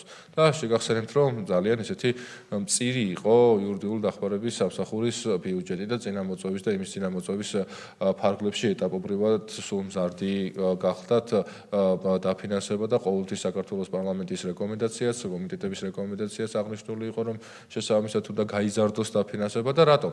რათა კიდევ უფრო მეტად ეფექტური გახდეს სამსახურის საქმე. კიდევ ერთხელ პატივისცემას ვადასტურებ მოქმედი ხელმძღვანელის მიმართ, ამავდროულად თლიანად სამსახურის თითოეული თანამშრომლის მიმართ. მოდი ისიც ვთქვათ, რომ ადვოკატები, რომლებიც თავის კერძო ფირმებში არიან დასაქმებულები და შესაბამის ჰონორარს იღებენ, გაცილებით უფრო მეტს რამდენჯერმე უფრო მეტს იღებენ ჰონორარის სახით, ვიდრე მაგალითად იურიდიულ სამსახურის აქვს შესაძლებლობა, რომ ის გარკვეული დრო და გარკვეული მთელი რა ვიცი შესაძლებლობები რაც აქვს ადვოკატს რომელიც ახმარს კონკრეტული პირის დაცვას და აქ არ იგულისხმება მხოლოდ ცისხლის სამართლის საქმეებში წარმომადგენლობა მოგეხსენებათ რომ ადმინისტრაციული საქმის წარმოებისას შესაძლებელია რომ იურიდიული დახმარების სამსახურს მიმართოს კონკრეტულმა პირმა და შესაბამისი დაცვითაც ისარგებლოს სამწუხაროდ აქ შესაძლებელია ვთქვას რომ არ არის საკმარისი და დავეთანხმებით ამ პოზიციას რომ კიდევ უფრო მეტი ადვოკატის ჰონორარი რომ მეტი იყოს დიახ ამაში რა თქმა უნდა ყოველთვის ხარს დაუჭერთ უბრალოდ აქ არის შესაძლებლობები ბიუჯეტი რამდენად გვაძლევს საშუალებას გვექნება მეტი ეკონომიკური ზრდა და გვექნება ჩვენ შემყარაში მშვიდობა იქნება მეტი შესაძლებლობა რომ გაიზარდოს ბიუჯეტი და შესაბამისად გაიზარდოს იურიდიული სამსახურის იურიდიული დახმარების სამსახურის შესაბამისი ბიუჯეტიც ერთი რაც მე უნდა მეთქვა რომ რამ კითხვა იყო მაგალითად ხარჯებზე არსებობს თუ არა პრობლემა არა თქვენ ბრძანეთ და ამასთან დაკავშირებით არ არის საუბარი რომ კითხვა გაჩნდა რამდენად კანონთან შესაბამისობაში იხარჯებოდა და თუ არ იხარჯებოდა და არსებული დაფინანსება აქ არის ზოგადად ორი საკითხია ხო ერთი არის არსებული პრობლემა რომლის გადაჭრასაც ისახავს კანონმდებელი და მეორე ვერსიაა როდესაც ამ პრობლემის აღმოსამხვრელად თეორიული რისკის დასაშვებათაც კი პრევენციულ ღონისძიებებს მართავს ამ შემთხვევაში მეორე ვერსიასთან გვაქვს ჩვენ საქმე მეორე საკითხთან გვაქვს საქმე რომ ჩვენ გვინდა გქონდეს ესეთი მექანიზმი ზოგადად სახელმწიფოს ყველას რომ თითოეული ადამიანის მიერ გადახდილი გადასახადით დაფინანსებული სერვისი რომელსაც წევს სახელმწიფო დიახ იურიდიული დახმარების სამსახურის მეშვეობით და უშუალოდ ადვოკატის მეშვეობით წევს სერვის იყოს კანონთან მაქსიმალური სიზუსტით დახარჯული და ეფექტიანი დახარჯული რაც არსებითად იურიდიული დახმარების შესახებ კანონის პირველივე მუხლში პირდაპირ მითითებულია რომ დიახ ეს არის ეს კანონი არეგულირებს მათ შორის ხარჯების ეფექტიანად გაწევის ვალდებულებასაც და შესაბამის წინაპირობებსაც რაც შეეხება ეფექტურობასთან დაკავშირებით ეფექტურობა არც ახლა არ გახლავთ ამასთან დაკავშირებით პრობლემური საკითხი პრობლემათ არ არის ჩვენ შეგვიძლია კიდევ ბევრი ვიმსჯელოთ იმასთან დაკავშირებით როგორ გავაძლიეროთ სამსახური და თქვათ რა უფლებამოსილებები შეიძლება სჭირდებოდეს და ამ კუთხით გაძლიერებაზე ვისაუბროთ რა თქმა უნდა ყოველთვის ღიარი ვიყავით და ყოველთვის ვიქნებით როგორც მაგალითად ჩვენ მქონდა სულ ცოტა ხნის წინ რამდენიმე თვის წინ მედიატორთა მედიაციის შესახებ საქართველოს კანონში და სამოქალაქო პროცესში სულები, იმიტომ რომ ასეთი საჭიროება იყო დანახებული ასოციაციის მხრიდანაც და ჩვენ სრული მხარდაჭერა გამოვხატეთ და სულებებიც უკვე ასახულია ანალოგიურად, როდესაც საკითხი დგას რომ რაღაცა მოგვარება საჭიროებს და ამაში პარლამენტის ჩართულობა არის აუცილებელი, რა თქმა უნდა ჩვენ ყოველთვის ვეცდებით რომ მაქსიმალურად ეფექტურად ჩავერთოთ. რაც შეეხება დირექტორის ცენს 5 წელი ადვოკატად მუშაობისა და საქმიანობისა, მოქმედი კანონის მიხედვით 5 წლიანი ცენზი არსებობს, ოღონდ იურისტად საქმიანობის და 3 წელი უკვე მენეჯერულ პოზიციაზე ყოფნის. შეიძლება დაფიქრება იდეაში ადვოკატად საქმიანობისა, უბრალოდ ხო არ აღმოჩნდება ისე რომ თქვა შევსყუდათ მესმის რომ 5000-მდე ადვოკატია და არ არის მცირე წრე. როგორ? მე კი ბატონო ბოლო სტატისტიკა აღარ მინახავს ჩემი ბრალი. ყოველ შემთხვევაში 5000 ნამდვილად არის. სხვადასხვა პირები სხვადასხვა დროს ვიწყვეთ, ვიჩერებთ შესაბამისად ჩვენს უფლებამოსილებას, მაგრამ ბევრია და ძალიან კარგია. ჩვენ შეგვიძლია კიდევ ვიმსჯელოთ, რომ ადვოკატის პროფესია როგორ უნდა გავხადოთ, უფრო მიმზიდველი, უფრო კვალიფიციური, როგორ ვიმუშაოთ, სულ განვითარებაზე, მეტი სწავლაზე, მეტ პრაქტიკის ცოდნაზე, პრაქტიკის მიღებაზე და ამის დროს და დაიხუძა, სწორედ ამიტომ არის ადვოკატთა ასოციაციას შექმნილი და გაერთიანება, რომელიც წევრობაზეა დაფუძნებული, მაგრამ ადვოკატთა ასოციაციისგან განსხვავებით იურიდიული დახმარების სამსახური წევრობას დაფუძნებული არ არის. იგი კანონის საფუძველზე დაფუძნებული სიპია, სადაც ისევ და ისევ სახელმწიფო იღებს ვალდებულებას, რომ სერვისი შეთავაზოს ნებისმიერ იმ პირს, რომელსაც საჭიროება აქვს, რომ დაცვის უფლებით ისარგებლოს. ამიტომ ისევ და ისევ, რადგანაც არის სახელმწიფო სერვისის განხორციელებაში სახელმწიფო თანხები იხარჯება და შესაბამისად ამ თანხების ხარჯვის მონიტორინგის შესაძლებლობა, ეფექტური მექანიზმი და ამავდროულად ერთი მხრივ და მეორე მხრივ კონსტიტუციურ ლოგიკაში აღმოჩენილი სამსახურის მოხვედრა არის ჩვენი მიზანი და ამ მიზანს გთავაზობთ ფართოდ განსახილველად, მაგრამ გასაგებია, რომ ყველა სხვადასხვა ადამიანები არსებობენ, სხვადასხვა მიზნით, სხვადასხვა შინაგზნობით თუ განწყობებით, სხვადასხვა, მოდი ასე ვთქვათ, რბილად რომ ვთქვათ, არასწორი ინფორმაცია შეიძლება გავრცელდეს და კიდევ ერთხელ ვთქვათ, დამოუკიდებლობა საფრთხე არავითარ შემთხვევაში არ ადგება და ვერც მიადგება და სისხლის სამართლებრივი პასუხისმგებლობა დადგება. მეორე მხრივ იქნება ეფექტური მექანიზმი, რომ და გასწორდება კონსტიტუციური ლოგიკა წარმოდგენილი სრულების მიხედვით, ან სხვა შემთხვევაში უბრალოდ თქვათ, მაშინ, როდესაც დირექტორის უფლებამოსილება არ იცვლება, როგორ შეიძლება რომ უფლებამოსილება ადამიანს არ ქონდეს და ჩაერიოს საქმიანობაში, ადვოკატის საქმიანობაში. თუ უფლებამოსილება არ იცვლება, მაშინ აქ რისკი შეუძლებელია, იგივენაირად შეიძლება ვინმე თქვას, რომ საქართველოს პარლამენტის წევრი ჩაერევა იურიდიული დახმარების სამსახურის უფლებამოსილებაში, რადგან ანგარიშს რომ წარმოადგენს, შეიძლება უარყოფითად შეაფასოს აღნიშნული საქმიანობა. ამ დონეზე თუ საკითხი დაისვენება, უბრალოდ ბილად რო ვთქვათ, რომ არასწორი იქნება. რაც შეეხება დაფინანსებას, დიახ, 10 მილიონი დაფინანსებაა და შესაბამისად 10 მილიონი დაფინანსება რომ არის, ამიტომაც არის საჭირო, რომ მის ეფექტიანად ხარჯვაზე იყოს კონკრეტული პასუხისმგებელი პირი, მათ შორის ანგარიშვალდებული პირების მიმართ, რომელიც შემოგთავაზეთ და რა მინდოდა მეთქვა. ხო, რაც შეიძლება საბჭოს უფლებამოსილებებს ბატონის ზურას საკითხი იყო და მათ შორის თქვენს ვთქვით, რომ გენპროკურორის ნაცვლად ხომ არ იყოს სამსახურის წარმომადგენელი. რა ვიცი, კი, არსებობს სხვა მოდელები. ზოგადად სამსახურის საქმიანობის, მაგალითად გერმანული მოდელის მიხედვით, საერთოდ ასეთი სამსახური არ არსებობს. უბრალოდ გაიცემა კონკრეტული საბუთი, ეს საბუთი მიაქვს კონკრეტულ პირს, ვისაც დაცვის უფლების სარგებლობა უნდა, ნებისმიერ ადვოკატთან და ადვოკატი ამ საბუთს იღებს და შესაბამისად სახელმწიფო უხდის შესაბამის ჰონორარს.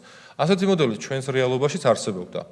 ღრმა წარსულში, მაგრამ რამდენად ეფექტური იყო, რბილად რო ვთქვათ, ძალიან დიდ კითხვის ნიშნებს ვატებდა და რატომ?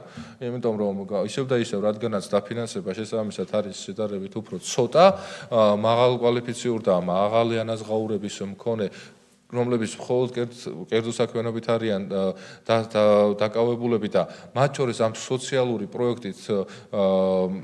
პროექტში ჩართვის სურვილი არ აქვთ, ისინი საერთოდ უბრალოდ არ იღებდნენ კიდეც და ხანდახან ადამიანები რჩებოდნენ დაცვის უფლების გარეშე. ამიტომ არის შემოთავაზებული ის მოდელი, რა მოდელიც ახლა გვაქვს, რომ არსებობს ცალკე სამსახური, სადაც პირდაპირ შრომითი ურთიერთობებითაც არიან დასაქმებული ადვოკატები, ამავდროულად არიან შესაძლებლობა, რომ სხვა პირიც იყოს მოწვეული ადვოკატის სახით და მან განახორციელოს შესაბამისი ანაზღაურების საფუძველზე დაცვა ნებისმიერი პირისა. აქაც სხვადასხვა მოდელები არის, ზოგან საერთოდ საბჭო არსებობს, ზოგან საერთოდ საბჭო არსებობს ერთი მოდელიც, რომ პირდაპირ დაქვემდებარებაში არის რომელიმე სამინისტროსი. ქონდა ჩვენც ასეთი მოდელი, ცალკე სამინისტროც არსებობდა 2014 წლამდე. თუ ვიფიქრებთ იმაზე, რომ რა არის საბჭოს ის უფლებამოსილებები, რომელიც ვერ შეიძლება განახორციელოს რომელიმე სამინისტრომ, ან თუნდაც პრემიერ-მინისტრმა, საბჭოს ფუნქციები და გადაწყვეტილების მიღების წესი მოქმედი კანონის მე-11 მუხლში ამომწურავად არის განსაზღვრული და რაც ძირითადად განსაზღვრულია და ძირითადად მოიცავს სამსახურის სტრატეგიულ საქმიანობას. იქნება ეს ზოგადად სტრატეგიის ჩამოყალიბება, ან ტერიტორიული ერთეულების შექმნა, გაუქმება, მოდიფიკაცია, მაგალითად საშტატო ნუსხის დამტკიცება, თანამშრომელთა შრომის ანაზღაურის გამოყოფილი თანხების სრული ოდენობის განსაზღვრა, მათ შორის ერთ-ერთი უფლებამოსილებაც არის, რომ კანონით გათვალისწინებულ შემთხვევაში დირექტორის გადაყენებაზე მიიღოს გადაწყვეტილება. აქ საერთოდ მე თუ მკითხავთ მოქმედი რეგულაცია პირდაპირ ერთმანეთთან წინააღმდეგობაშია. მაგალითად, საბჭოს უწერია ასეთი უფლებამოსილება, რომ კანონის უხეშად არღვევის შემთხვევაში, კრებშითაც რომ ვთქვათ პოპულარულ ენაზე, მას შეუძლია მიიღოს გადაწყვეტილება დირექტორის გადაყენების თაობაზე. ამავდროულად პარლამენტის რეგლამენტში წერია, რომ ზუსტად ამავე საფუძვლით პარლამენტს აქვს უფლებამოსილება გადააყენოს დირექტორი. ოღონდ ამისთვის საჭიროა საბჭოს მიმართვა და თუ საბჭოს თვითონ შეუძლია, რომ გადააყენოს დირექტორი ამ საფუძვლით მაშინ რაღაც მიმართავს პარლამენტს და რატო არ იღებს თვითონ ამავე გადაწყვეტილებას, ხო?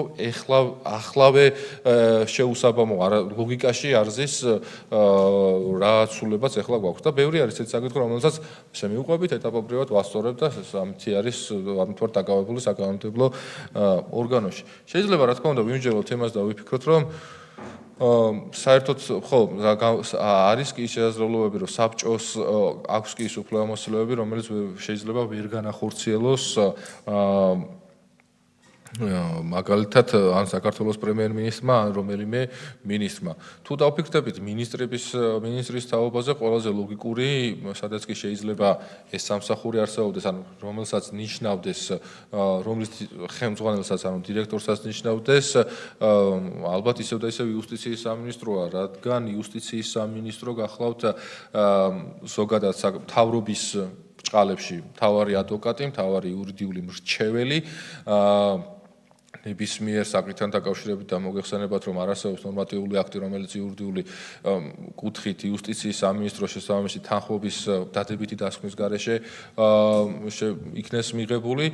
ამავდროულად იუსტიციის სამინისტრო წარმოადგენს ფართოგაგებით საადვოკატო საქმიანობას, როდესაც სახელმწიფოს ინტერესებს იცავს მაგალითად საერთაშორისო არბიტრაჟში ან საერთაშორისო სასამართლოებში და რადგან უფლებამოსილებას მათ შორის არსებობს სოციალური საკითხებიდან გამომდინარე და მთავარი სერვისების ყველაზე დიდი შემთავაზებელი, ვინც კი საქართველოში არის იუსტიციის სამინისტროა და რადგანაც იურიდიული დახმარება ერთ-ერთი სერვისია სხვა მრავალთაგან და მაშინ როდესაც საერთოდ საჯარო კრებსითაც საჯარო რეესტრი დაწყებული იუსტიციის სახლიდან გაგრძელებული სამოქალაქო რეესტრით და მთელი იმ უფლებამოსილებებით, რაც ზოგადად ამ სამინისტროში არის, მთლიანად სამოქალაქო ბრუნვაზე პასუხისმგებელია აღნიშნული სამინისტრო და ამდენ სერვისს 500-ზე მეტია იმ სერვისის რაოდენობა, რომელიც შეგვიძლია რომ მივიდეთ ერთ კონკრეტულ მისამართზე და 500-ივე სერვისი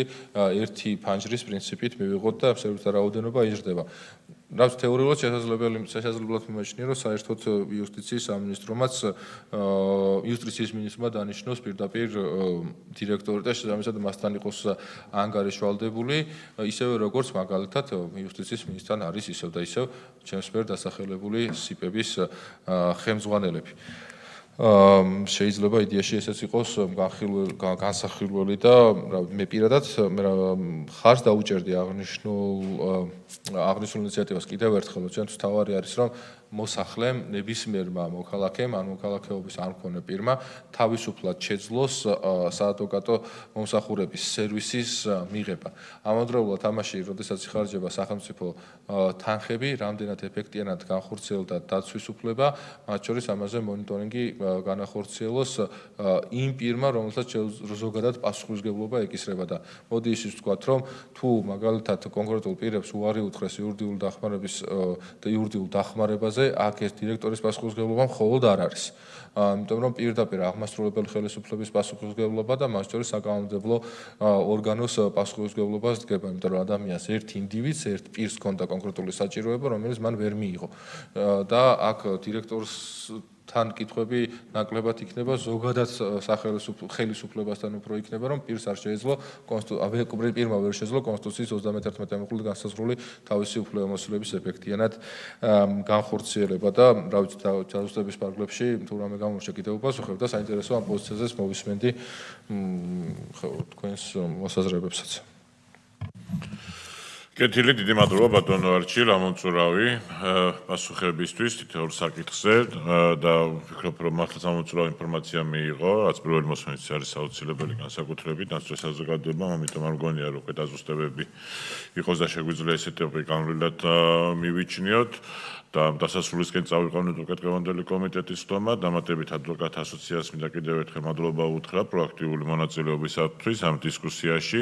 აქ თავაზობთ, რომ ის შენიშვნა მოსაზრებები, რომლებიც შეიძლება კიდევ გაქვთ და დროის სიმცირის გამო კომიტეტის ერთ კონკრეტულ სტომაზე ვერ გააჟღერეთ, შეგვიძლია წერილობითაც გაგვიზიაროთ, როგორც კომიტეტს, ასევე ინიციატორებს და მოხსენებელს და ჩვენ გვექნება უკავშირი აუცილებლად და შემდეგ სტომებზეც კომიტეტის ფარგლებში მოგიწევთ და იქნებათ იმის შესაძლებლობა, რომ დაესწროთ თქვენი აზრი გამოთქვათ ნებისმიერი საკითხის ირგვლივ, მეორე მოსმენა უფრო კონკრეტული იქნება, რასაც პირველია ვინაიდან მუხლებრივი იქნება და იქ უკვე ფოკუსირებას შეგვიძლია კონკრეტულ მუხლებთან დაკავშირებით, მათ შორის კითხვა პასუხების რეჟიმში და კომენტარების გაკეთების თვალსაზრისითაც, ამიტომ უფრო შინაარსობრივი განხილვა, რა თქმა უნდა, მეორე მოსმენისთვის იქნება. ეხლა კი დასკვნითი სიტყვისთვის თუ გსურთ ბატონო არჩილ და შეგვიძლია გადავიდეთ კეჭისყრას. ვისარგებლოთ დასკვნითი სიტყვისას.